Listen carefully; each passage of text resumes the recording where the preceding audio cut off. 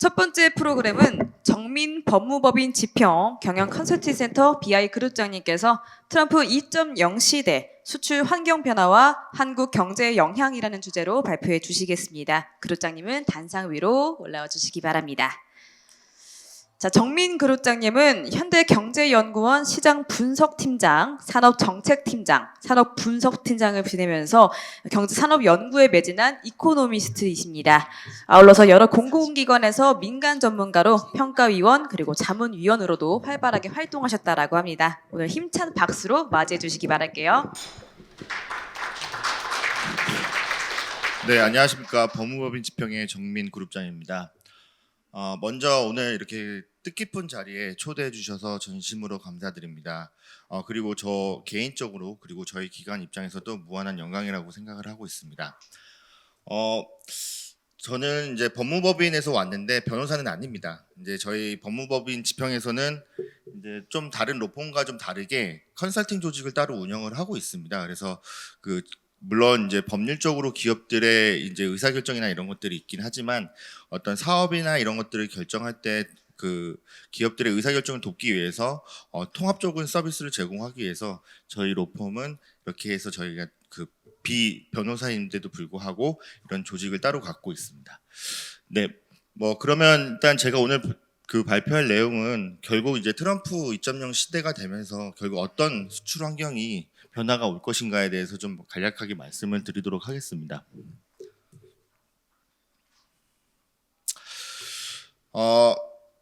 혹시 선거 방송 보셨나요? 미국 선거 방송? 너무 쉽게 끝났죠? 근데 사실 그 전부터 보면은 해리스와 이제 트럼프의 지지율 보면은 너무 격차도 안 나고 또 해리스가 우위에 있다가 다시 또 트럼프가 역전하는 이런 현상이 반복됐었는데 결국 선거 결과로 보면 그런 지지율 자체가 믿을 수가 없는 결과였던 것 같아요. 그래서 보면은 왜 미국 국민들은 트럼프를 다시 선택을 했을까라는 관점에서 한번 다시 생각을 좀 해볼 필요는 있을 것 같습니다. 보통 이 선거 양상이 두 사람이 이제 접전을 이제 할 것으로 이제 모든 분들이 예측을 하셨을 텐데 결국 미국의 어떤 출구조사로 보면은 결국 경제 이슈 때문에 결국 트럼프를 선택했다라는 의견이 참 많았습니다. 그런데 아이러니하게 지금 미국 경제를 보시면 지금 미국 경제가 나쁘진 않거든요. 지난 글로벌 금융 위기 이후에 15년 동안 미국이 침체기를 겪은 횟수가 한 2개월 정도밖에 2개월밖에 안 돼요. 그렇게 보면은 실질적으로 미국 경제 성장률이 그렇게 나쁘진 않은 편입니다. 또한 미국이 이제 고물가에서 최근에 이제 물가 상승률 자체가 떨어졌음에도 불구하고 경제 성장률은 그대로 유지를 하고 있거든요. 과거에 물가가 떨어지면서 경제 성장률도 갉아먹었는데 그런 현상이 나타나지 않으면서 결국 미국 경제가 건재함을 보여줬었습니다. 그럼에도 불구하고 일부 미국 국민 중에서는 인플레이션 때문에 어떤 경제적으로 타격을 입었다라는 의견들이 참 많은 것 같아요. 그래서 결국 이런 고물가 자체가 이런 바이든 정부를 무너뜨리게 하지 않았나라는 생각이 들긴 하고요. 그리고 이런 지금 현재로서 보면은 이런 이민 정책이나 그다음에 무역 정책 같은 것들이 아직 바이든 행정부에 대한 그런 신뢰나 그다음에 불만 같은 것들이 미국 국민들을 가지고 있는 것 같습니다. 그래서 어떻게 보면은 세 가지 관점이 트럼프를 다시 선택하지 않았나라는 생각이 들고요. 그리고 듣기로는 어떻게 보면은 바이든 대통령이 선거를 나갈 때 해리스가 이제 대체되면서 나가면서 어떻게 보면 해리스가 덜 준비된 사람이 아닌가라는 판단을 함께 한 것 같아요. 그래서 그런 부분들이 전반적으로 이제 선거에 영향을 미쳤고 그래서 더 선거가 싱겁게 끝나지 않았을까라는 생각을 하게 됩니다.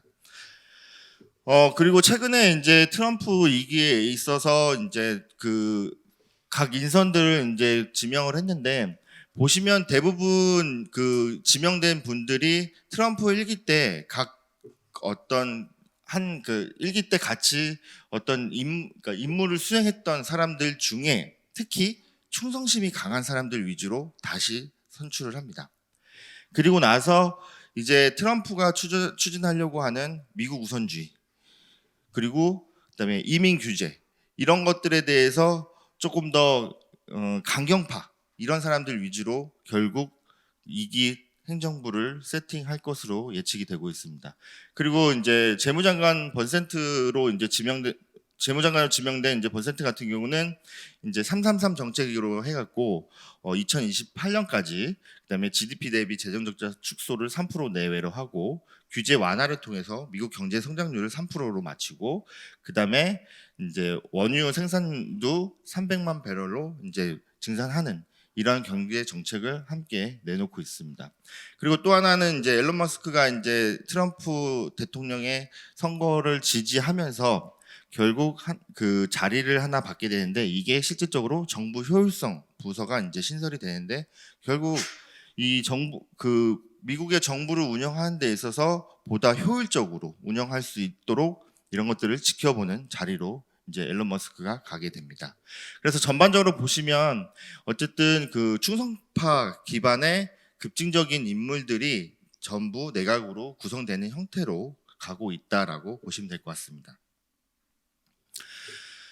이제 트럼프 시대가 이제 2.0 시대가 이제 개막이 됐는데, 보시면 그 미국 같은 경우는 이미 재당선이 되고 나서 그 무역 정책이나 미국 정책 같은 것들이 최근에 다시 상승하게 됩니다. 그것들이 아직 글로벌 경제 무역 지수, 글로벌 전체적으로 경제 불확실성에 미치진 않았지만, 결국 미국을 시작을 해서 그런 것들이 이제 글로벌 경제 정책 불확실성으로 반영이 될 것 같습니다. 그래서 결국 트럼프 당선이 됐을 1.0 시대와 비교를 하면은 트럼프가 다시 당선이 되면서 그런 것들이 결국 또 무역 전쟁이나 이런 것들이 발생할 것으로 예측됨에 따라서 결국 이제 전체적으로 글로벌 불확실성 자체가 크게 늘어날 것으로 예측이 되고 있습니다.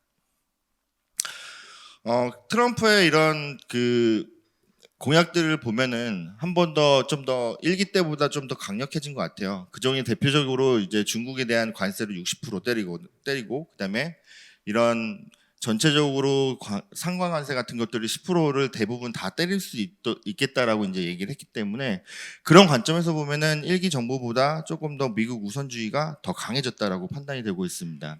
그리고 이제 뭐 산업 정책이나 이런 것들은 기존에 있던 칩스나 이제 IRA 같은 경우는 이제 축소나 폐기를 얘기를 하고 있는데, 실질적으로 그런 것들이 지금 어떻게 진전이 될지는 잘 예측되기는 힘들지만, 결국 칩스 같은 경우는 미국의 어떤 산업 경쟁력을 좌우하는, 반도체가 좌우하는 이런 것들이 있기 때문에 폐기보다는 어떤 변형을 형태로 할 가능성도 있고, 그다음에 IRA 같은 경우는 오히려 이제 해외 기업들한테 줬던 혜택들을 다시 자국 기업을 우선적으로 그런 것들을 혜택을 더 줄 수 있는 여지가 있기 때문에, 그런 것들이 약간의 기존의 이제 바이든 정부의 정책들과는 좀 차별화가 될 것으로 예측이 되고 있습니다.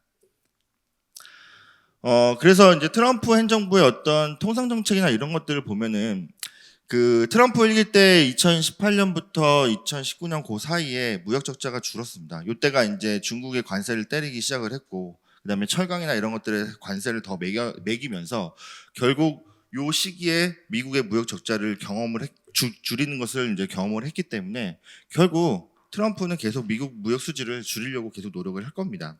그러면서 이제 그런 것들을 이제 중국의 60% 관세까지 때릴 수 있을지 없을지 모르겠지만, 그런 것들을 앞으로 계속적으로 내세우고 협상 카드로 활용할 가능성이 큽니다. 그래서 그런 것들을 보시면 결국 통상 정책의 불확실성이 계속 있을 수밖에 없다라고 보여지고 있습니다.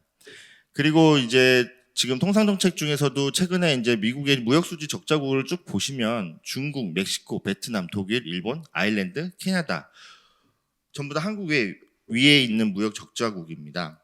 그렇기 때문에 이제 중국 외에 멕시코나 이제 베트남 이런 쪽으로 또 이런 관세 인상이나 이런 것들에 대한 얘기가 나올 수밖에 없고, 그 다음에 이제 중국과의 무역 적자를 줄이는 것은 뿐만 아니라 결국 타겟이 될 수 있는 국가들이 조금 더 늘어날 수 있을 것 같습니다. 그래서 그런 관점에서 보면은 이제 멕시코나 베트남 쪽으로 내려오지 않을까라고 보여지고 있고요.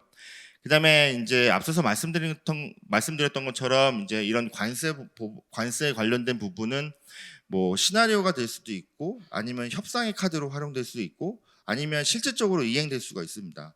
보통 트럼프가 1기 때 내세웠던 공약 중에 쭉 전체적으로 보면 한 20% 정도를 공약을 지켰다고 보일 수 있는데 그런 관점에서 보면은 이행 가능성도 충분히 있고요. 그다음에 오히려 그런 것들을 협상 카드로 볼 수가 있기 때문에 그런 관점에서 보면은 역시 관세 시나리오는 계속 우리가 지켜봐야 되지 않을까라는 생각이 들고 있습니다. 그리고 미국 같은 경우는 지금 재정 적자가 코로나 이후에 그런 경제 부흥이나 이런 것들을 위해서 많이 지출을 했었습니다. 그런데 트럼프의 이런 정책을 보면 결국 감세 정책을 계속 추진할 거거든요. 그렇게 되면은 결국 미국의 재정 적자는 더 나빠질 수밖에 없습니다.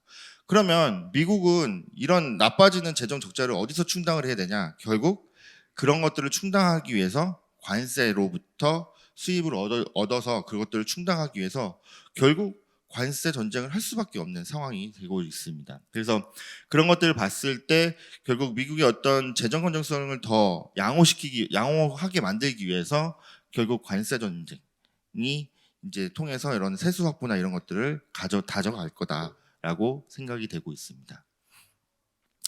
그리고 통화 정책 같은 경우는 이미 미국이 이제 금리 인하기로 돌아섰기 때문에 뭐 트럼프의 이제 그런 의견 반영이나 이런 것들은 사실 없을 수는 있긴 하지만 트럼프가 선거 공약 중에 그런 걸 내세웠습니다. 중앙은행의 독립성 이런 것들에 대해서 되게 부정적인 의견을 내놨기 때문에 이제 파월 의장이 이제 그만두고 다시 그 차기 의장이 선임되는 2026년부터는 약간 그 통화 정책에 대한 불확실성이 커질 수밖에 없지 않나라고 보여지고 있습니다.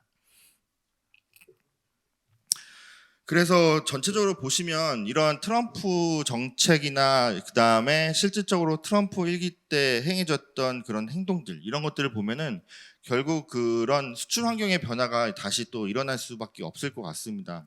그래도 이제 바이든 행정부 때는 일단 미국과의 동맹국과 함께 간다는 차원에서 그래도 이제 중국을 관세는 인상을 했었지만 사실 트럼프 같은 경우는 동맹국에 대한 우대나 이런 것들이 없이 전부 다 이제 무조건 미국의 우선적으로 되는 이익을 우선 취하기 때문에 그런 관점에서 보면 그런 동맹 관계나 이런 것들을 전혀 고려하지 않은 것 같습니다. 그래서 그런 것들을 봤을 때 결국 트럼프가 추진하고 있는 그 관세 인상은 결국 글로벌 경제 성장률에 부정적인 영향을 끼칠 수밖에 없을 걸로 보여집니다. 그리고 그 실질적으로 트럼프 1기 때 보면은 이런 그 세계 교역량이나 그다음에 산업 생산량을 보더라도 이 시기적으로 보면은 그 추세적으로 증가율을 보면은 좀 낮아지는 형태가 보였습니다. 그러고 나서 이제 실질적으로 이제 피터슨에서 이제 이걸 시나리오를 했을 때 관세 전쟁이 일어났을 때 이제 다른 나라들도 보복 관세를 매겼을 때 보면은 결국 경제 성장률 다른 미국의 어떤 교역 대상국까지도 경제 성장률이 함께 떨어지는 걸로 나타냈고 특히 이제 미국 같은 경우는 다른 나라에 비해서 경제 성장률이 더 떨어진다라고 예측을 하고 있습니다. 그만큼 이런 관세 전쟁으로 인해서 실질적으로 미국 경제뿐만 아니라 전체적으로 글로벌 세계 경제에도 결국 부정적인 영향을 끼치기 때문에 이런 관점에서 보면은 그 수출 의존도가 높은 한국 입장에서 보면은 결국 글로벌 수요가 떨어진 것만큼 결국 수출도 떨어질 수밖에 없다라고 판단이 되고 있습니다. 그리고 두 번째는 제가 앞서서 말씀드린 것처럼 미국의 지금 현재 경제 성장률이 그렇게 나쁘진 않습니다. 그래서 실질적으로 제가 앞서서 말씀드렸던 것처럼 미국의 경제 성장, 그러니까 금융위기 이후에 미국 침체기가 2달 정도밖에 안 됐다고 말씀드렸는데 그렇기 때문에 지금 현재 미국의 어떤 투자 심리나 경제 심리는 되게 안 좋습니다. 왜냐하면 언제라도 무너질 수 있다라는 기대 심리도 있기 때문에 실질적으로 그 단예가 지난 9월에 7월달에 미국의 고용 보고서 나왔을 때 보시면 주식시장의 그 7월 고용 보고서 나와서 미국의 어떤 침체기 이런 얘기가 나오면서 결국 주식시장이 요동을 쳤거든요. 그만큼 미국은 상대적으로 경제 성장은 안정적이긴 하지만 심리 자체가 되게 곤두서 있기 때문에 이런 이슈가 하나라도 있으면 바로 경제 침체기로 접어들 수 있는 그런 형태가 될 수가 있을 것 같습니다. 그래서 어떻게 보면은 지금 트럼프가 추진하고 있는 이런 관세 인상이나 이런 것들이 결국 경제적으로 불확실성으로 미칠 수밖에 없기 때문에 그런 관점에서 보면 미국의 갑작스러운 경기 침체가 올 수도 있다라고 판단되고 있습니다. 그래서 전체적으로 보시면 미국의 어떤 관세 인상으로 인해서 결국 물가 상승, 그다음에 금리 상승, 그다음에 이런 것들이 결국 GDP 감소로 이어질 수밖에 없고요. 물론 이제 중장기적으로 보면 관세 인상으로 해서 그 관세 인상을 대체하기 위해서 자국 생산은 늘릴 겁니다. 그렇게 되면 결국 미국의 산업 경쟁력이나 이런 것들이 올라갈 수는 있겠죠. 그렇지만 실질적으로 단기적으로 봤을 때는 이 관세 전쟁이 미국의 경제 성장률에 그렇게 긍정적이진 않다라고 판단이 되고 있고요. 그래서 이런 것들을 이제 무디스사에서 이제 해리스가 당선됐을 경우, 그다음에 트럼프가 당선됐을 경우에 경제 성장률을 시나리오별로 분석을 해보면은 트럼프 당선, 그다음에 공화당 압승이 가장 경제 성장률이 낮아집니다. 그만큼 이제 급진적으로 미국의 어떤 무역 정책이나 이런 것들이 바뀔 수밖에 없기 때문에 그런 것들이 결국에 미국의 경제 성장률을 갉아먹는다라고 예측을 하고 있습니다. 그래서 이런 것들이 이제 겹쳤을 때 지금 양호한 미국 경제 성장률 자체에 갑작스러운 경제 침체가 올 수가 있고 이런 요인들로 본다면 결국 대미 수출에 크게 영향을 미칠 수가 있다라고 보여지고 있습니다. 그리고 그 관세 인상하고 이제 미중 갈등 심화로 인해서 결국 보시면 그 한국에서는 그 대중 수출 의존도가 상당히 큽니다. 그렇기 때문에 어떻게 보면 미중 갈등 심화로 인해서 그다음에 어떤 한국이 이제 그런 그러니까 중국에 대한 전략이나 이런 것들에 어떤 미국의 눈치 보기 이런 것들로 인해서 결국 뭐 양국 미국에 수출하는 것뿐만 아니라 중국에 대한 수출에 대한 의존도가 높기 때문에 결국 이런 것들이 관세 인상으로 인해서 수출 저하로 연결될 수가 있을 것 같습니다. 그래서 이런 것들을 봤을 때 결국 한국도 지금 최근에 이제 미국에 대한 무역 적자가 크게 늘었기 때문에 바이든 행정부 때 크게 늘었기 때문에 결국 트럼프는 또 한국의 무역 적자를 줄이기 위한 노력을 하라고 하고 또 강요를 할 겁니다. 그렇게 되면 결국 뭔가를 좀 사줘야 되거나 아니면 이런 절차들을 좀 진행을 해야 될 것 같고 결국 그렇게 되면 미국에 가는 수출이 줄어들 것으로 예측이 되고 있습니다. 그리고 또한 이제 이런 트럼프의 관세 전쟁으로 해서 직접적으로 중국에 수출하는 품목뿐만 아니라 이제 우회로 가는 수출 품목이나 이런 것들도 봤을 때 결국 이제 뭐 가격 경쟁력이나 그다음에 대중 수출 수요나 이런 것들이 함께 줄어들면서 결국 이런 것들이 또 수출에 부정적인 영향으로 끼칠 것으로 판단되고 있습니다. 그리고 특히 이제 보시면 미국에 수출하는 가장 품목이 많은 비중이 큰 산업이 자동차 산업입니다. 그리고 우리가 이제 대중 수출하는 가장 1등 산업이 반도체입니다. 결국 자동차와 반도체 산업에 대한 영향이 가장 클 것으로 예측이 되고 있는데요. 뭐 자동차 같은 경우는 이미 실질적으로 그 미국에서 이미 IRA법 축소나 그다음에 자동차 산업의 전기 자동차 산업에 대한 이런 트렌드를 그러니까 방향성을 바꾼다고 하면은 이런 것들이 영향을 미칠 수가 있고 실질적으로 관세 인상이 됐을 경우에는 또 한 번의 어떤 가격 경쟁력이나 이런 것들이 함께 또 영향을 미칠 수밖에 없을 것으로 보여지고 있습니다.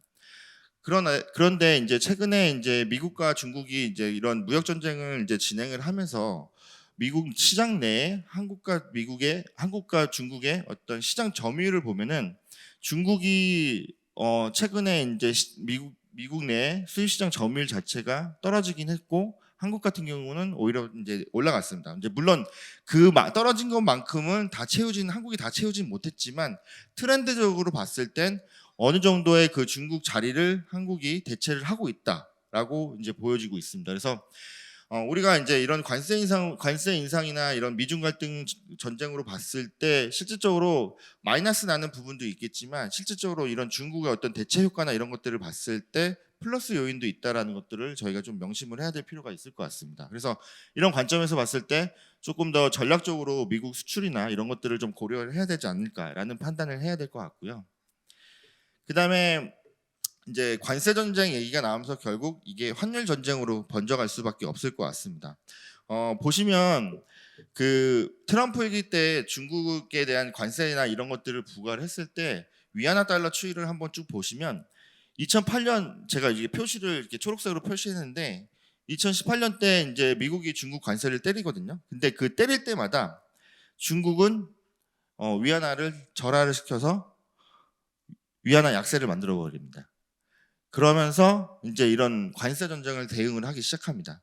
결국 이 관세 인상으로 해서 이제 가격이 늘어나는 것들을 결국 환율로 조정을 해서 결국 환율 약세를 만들어서 결국 그것들 대응을 하게 됩니다. 결국 이렇게 되게 되면은 모든 국가들이 환율 전쟁이나 만약에 미국이 뭐 중국 외에 다른 여타 국가들까지 관세를 많이 때려버리게 되면은 결국 보복 관세 아니면 환율 전쟁으로 자국의 통화 저하를 인해서 그것들을 방어할 수밖에 없기 때문에 결국 이런 통상 환경 자체가 이제 관세 전쟁 플러스 환율 전쟁까지 갈 수밖에 없지 않나라고 생각이 되고 있습니다. 그리고 이제 환율 전쟁에 있어서는 보시면 또 미국의 트럼프 일기 때도 환율 조작국이라는 얘기를 많이 들어보셨을 거라고 생각이 됩니다. 그래서 결국 이런 또 환율 절하나 이런 것들을 취했을 때 결국 또 미국은 환율 조작국이라는 타이틀을 또 내세워서 결국 또 압박을 할 수밖에 없죠. 그래서 이런 것들이 이제 최근에 수단으로 작용할 것으로 예측되고 있고요. 그다음에 최근에 이제 나왔던 것들이 달러화를 하게 되면 트럼프가 100% 관세를 매기겠다고 얘기를 하죠. 근데 최근에 이제 지금 위안화를 중심으로 해서 이런 결제 수단 자체를 위안화로 이제 대체하려고 하는 움직임들이 일어나고 있습니다. 최근에 이제 이런 것들이 이제 러시아와 중국이 이제 거래를 하면서 위안화 거래로 이제 하는 사례들이 있기 때문에 이런 것들을 봤을 때 결국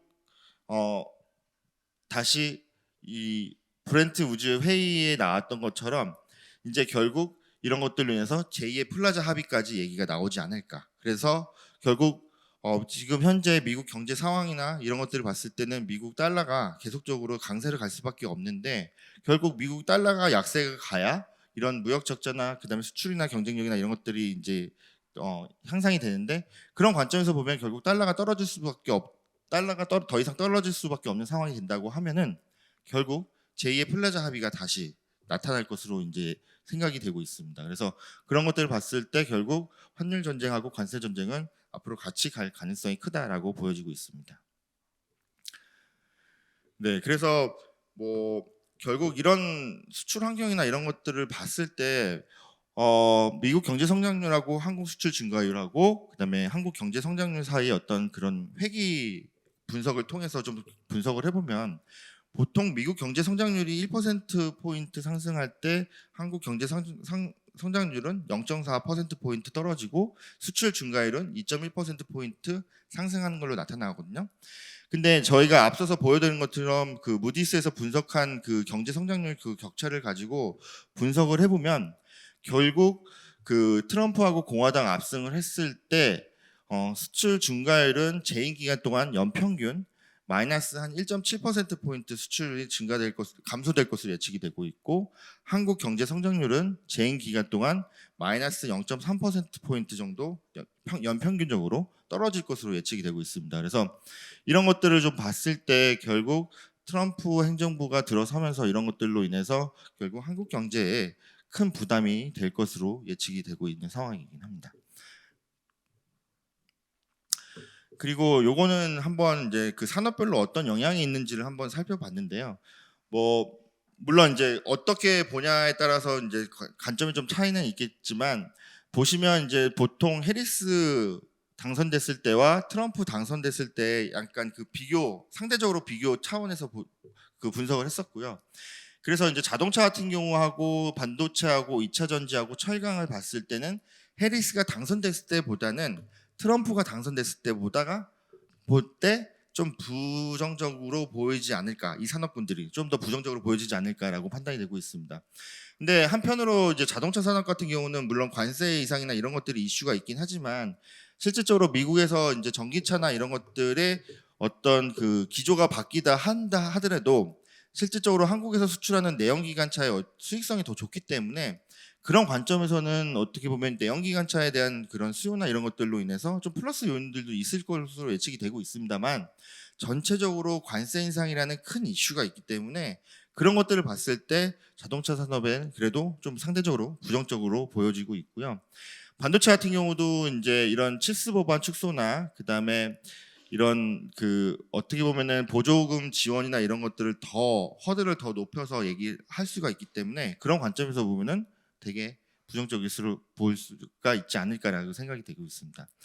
이에 반해서 석유화학과 정유산업은 오히려 상대적으로 더 양호해질 것으로 예측이 되고 있습니다. 물론 이제 트럼프가 이제 화석 연료나 이런 것들을 앞으로 더 생산할 것으로 이제 예측을 하고 있기 때문에 이런 관점에서 본다면 결국 유가 하락으로 이어지고 결국 유가 하락은 결국 석유화학 업체나 이런 쪽에 수익성이나 이런 것들로 이제 플러스가 될 것 같고 또한 이제 석유화학과 정유 회사 같은 경우는 최근에 이제 ESG라는 것들 때문에 사실 사업 개편이나 이런 것들을 많이 진전을 하고 있습니다. 근데 사실 트럼프가 당선됐을 때는 오히려 이런 어떻게 보면은 이제 이 친환경 투자나 이런 것들에 대한 눈치가 좀 덜 보일 수 있는 부분이 있기 때문에 그런 부분 입장에서 본다면 기업들이 상대적으로 부담이 덜 갈 수가 있을 것으로 예측이 되고 있습니다. 그래서 그런 관점에서 보면은 상대적으로 석유화학과 정유사업 같은 경우는 조금 더 긍정적인 우호적인 환경이 조성될 것으로 예측이 되고 있습니다. 이제 마지막으로 제가 이제 시사점을 말씀드릴 텐데요. 뭐 사실 트럼프 행정부가 이 기간 들어서면서 이런 이슈들은 이미 그 전부터 언급이 됐었던 이슈고 사실 우리는 이제 트럼프 1기를 겪었기 때문에 어떻게 보면 경험치가 생겼다고 보여지고 있습니다. 그래서 물론 트럼프 행정부가 지금 관세 인상이나 이런 것들을 내세우고 있긴 하지만 그래도 어느 정도를 경험을 해봤기 때문에 예측이 될 수 있는 상황들도 충분히 있기 때문에 너무 부정적으로 보지 말자라는 측면을 좀 말씀드리고 싶었고요. 그다음에 두 번째는 트럼프 행정부에서 이제 관세 인상이나 이런 것들을 얘기를 할 텐데 결국 이 관세 인상을 해도 관세 인상 면제국이 될 수 있을 수 있을 것 같습니다. 과거 사례를 보면 결국 있을 수밖에 없지 않나라는 생각이 드는데 결국 협상력을 높여야 된다는 생각입니다. 그래서 결국 이런 관세에 관련돼서 협상을 하려면 어떤 그 협상력을 높일 수 있는 그런 전략적인 이런 것들을 좀 갖춰야 되지 않을까라는 생각이 들고 그런 것들을 통해서 미리 이제 미국의 어떤 니즈 파악이나 그다음에 예를 들어서 이제 무역 적자 축소 방안 같은 것들을 조금 다른 산업과 연계를 좀 시켜서 그런 것들을 이행할 수 있게 만들어서 그런 것들을 좀 미리 협상력을 좀 높일 수 있는 것들을 좀 만들자라는 것들을 하나 이제 얘기할 수가 있을 것 같고요. 그다음에 이제 기존 산업외교 정책에 대한 변화에 대해서 사실 이미 미국에 투자한 기업들이 상당수 있기 때문에 이런 미국 정책의 변화로 인해서 이제 투자 회수 지연이나 그다음에 이런 향후의 사업 계획이나 이런 것들이 많이 변형이 될 수밖에 없을 거라고 예측이 되고 있습니다. 그래서 그만큼 이제 사업 환경이나 이런 것들이 2025년부터는 많이 급변하게 되기 때문에 결국 시나리오별로 대응 전략을 마련해서 기업들도 이거에 좀 대응을 해야 되지 않을까라고 생각이 되고 있습니다. 그리고 그 경기 전반적으로 이런 수출 환경이나 이런 것들이 안 좋기 때문에 지금 국내 경제 상황도 사실 좋지는 않습니다. 더더구나 이제 지금 정치적으로나 이런 것들이 좀 불안정한 상황이기 때문에 이런 것들을 봤을 때 결국 내년의 경제 성장률이나 이런 것들이 조금 더 기존의 이제 예측치보다 더 떨어질 수밖에 없기 때문에 그런 관점에서 보면은 결국 그 경기 펀더멘탈을 좀 강화해야 되는 부분들이 있긴 한데 빨리 이제 정치적으로 빨리 이런 부분이 좀 안정이 되고 그다음에 내년 경제를 좀 활성화할 수 있도록 그런 부분들이 조금 시급하지 않나라고 생각이 되고 있습니다. 그래서 오늘 제가 이제 발표할 내용들은 여기까지 준비된 내용들은 여기까지입니다. 이상 발표를 마치도록 하겠습니다.